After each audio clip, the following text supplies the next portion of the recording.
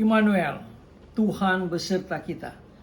Kembali bertemu dengan saya, Pendeta Jonathan F. Lopulalan, pada hari Jumat tanggal 7 Januari tahun 2022. Mari kita minta pimpinan Roh Kudus untuk pembacaan dan pemberitaan firman Allah. Mari berdoa.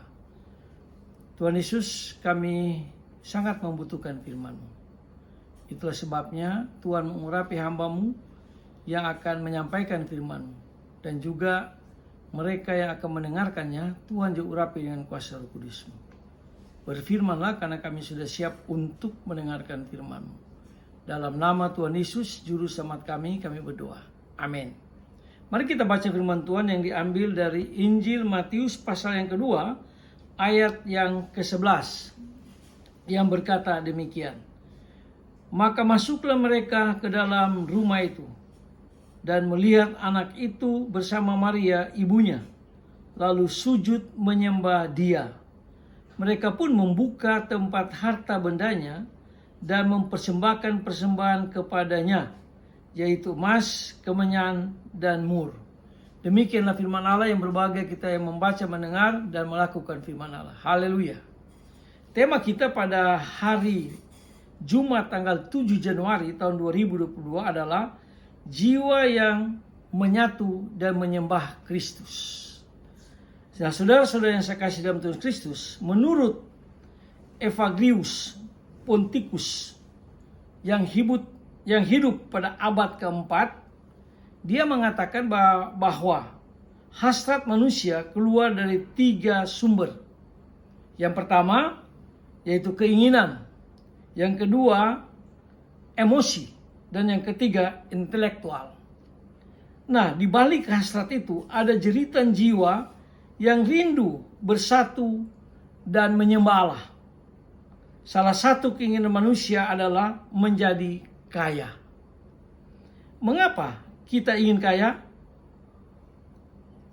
Agar tak kalah sakit ada uang untuk berobat.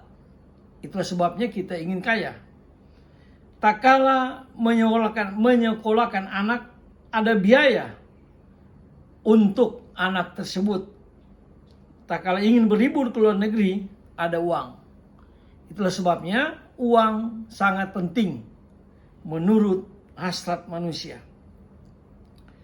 Nah, saudara-saudara yang saya kasih dalam Tuhan Kristus, maka di balik hasrat ingin kaya, ada kerinduan di dalam jiwa untuk aman dan tentram, terjamin dan terpelihara dengan baik. Siapa yang bisa menjamin jiwa kita? Bukan kekayaan, tetapi Allah. Itulah sebabnya Pascal mengatakan bahwa dalam jiwa manusia ada satu kekosongan. Dan kekosongan itu tidak dapat diisi oleh apapun di dunia ini, termasuk uang, termasuk harta benda, termasuk seks dan sebagainya. Jiwa kita itu akan terus kering, kecuali jiwa kita membuka, lalu menyatu dengan Allah, lalu kita dapat menyembah Allah, lalu kita baru ada kebahagiaan itu. Nah, saudara-saudara yang saya kasih dalam Tuhan Kristus, maka bila kekayaan menjadi fokus hidup kita, jiwa akan merana dan mengalami kekecewaan yang luar biasa. Sebaliknya, bila pekah terhadap jeritan jiwa di balik keinginan kaya dan setia mengikuti Kristus, maka harta kekayaan menjadi sarana untuk memuliakan Allah Tritunggal dan membantu sesama manusia. Nah, saudara-saudara yang saya kasih dalam Tuhan Kristus, dalam Injil hari ini ada 2 kelompok yang mencari Yesus dengan motivasi yang berbeda. Yang pertama, 3 orang Majus atau orang Majus dari timur, dengan motivasi mereka mencari Yesus adalah untuk memenuhi jiwa mereka, untuk menyembah Kristus sebagai Raja di atas segala raja. Maka harta kekayaan menjadi persembahan mereka.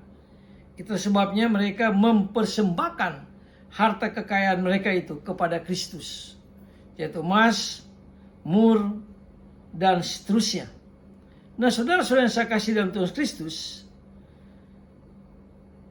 Perjumpaan dengan Kristus merupakan harta yang tak ternilai harganya dan kekayaan menjadi relatif nilainya. Nah, inilah orang yang terbuka hatinya, terbuka jiwanya untuk dibimbing oleh Allah yang dipakai bintang petunjuk itu. Dan perjumpaan dengan Allah itu membaharui jiwa mereka, membaharui hidup mereka, membaharui pandangan mereka. Nah, dikatakan mereka pulang ke negerinya melalui jalan lain. Mereka meninggalkan cara hidup lama dan mulai dengan hidup yang baru. Itu yang Pascal katakan tadi, bahwa di dalam jiwa manusia ada satu kekosongan. Dan kekosongan itu tidak dapat diisi oleh apapun di dunia ini, kecuali diisi oleh Sang Pencipta jiwa kita, Sang Pencipta hati kita, yaitu Allah di dalam Kristus. Baru ada terjadi perubahan hidup, baru terjadi hidup baru. Ini yang dialami oleh orang-orang Majus. Yang kedua, Raja Herodes. Dia juga mencari Yesus dengan motivasi ingin membunuhnya. Dia mencari Yesus tapi ingin membunuh Tuhan Yesus karena ia takut popularitasnya terancam dengan kelahiran Yesus sebagai raja di atas segala raja. Nah, saudara-saudara yang saya kasih dalam Tuhan Kristus, dirinya harus disembah dan dimuliakan. Jadi Herodes itu minta supaya manusia menyembah dia dan muliakan dia. Padahal Yesus itu sebagai raja di atas segala raja, sebagai Allah yang sudah menjadi manusia yang harus disembah. Nah, saudara-saudara yang saya kasih dalam Tuhan Kristus, Yesus menurut Herodes harus dibunuh karena menjadi ancaman yang luar biasa bagi diri Herodes. Nah, saudara-saudara yang saya kasih dalam Tuhan Kristus, harta benda dan peristiwa di dunia ini bagaikan bintang petunjuk menuju Allah. Tinggal sikap kita.